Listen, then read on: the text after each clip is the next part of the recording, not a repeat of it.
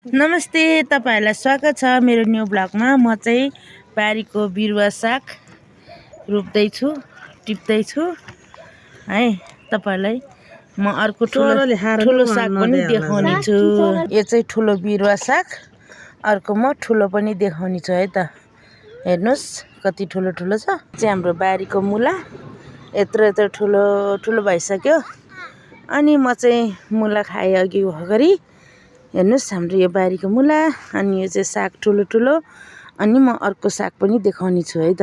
यो चाहिँ हाम्रो ठुलो साग सारेको थियो, यो चाहिँ ठुलो भइसक्यो। अनि यो साग चाहिँ हेर्नुस् बारीको यत्रो ठुलो ठुलो भइसक्यो।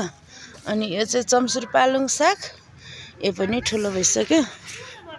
अनि म चाहिँ साग गोड्ने छु, चारोहरू उखाल्ने छु, म तपाईलाई देखाउने छु है त। के गर्न लाउनु भएको दिदी? म चाहिँ घाँस उखालिरहेको, बारीमा धेरै साग भयो। अनि मैले तपाईहरुलाई भनेको छु गाइस, म चाहिँ घाँसहरू उखाल्दै छु। हाम्रो बारीमा यति धेरै घाँसहरू भइरहेछ नि त। अनि मुला पनि ठुल्ठुलो भयो, घाँस पनि धेरै भयो नि त। त्यही भएर नि के गर्न खानु परिहाल्छ हैन गाइस। सबै गोड्यो भने गोडमोड गरे पो धेरै हुन्छ, धेरै आउँछ भन्नु।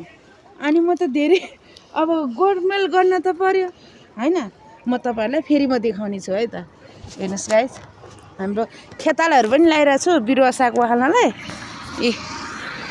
हेर्नु है, म तपाईलाई जुम गरेर देखाउँछु। बिरुवा सागहरू नि उनीहरूले गोडमेल गरेर लाने रे, त्यही भएर दिएको।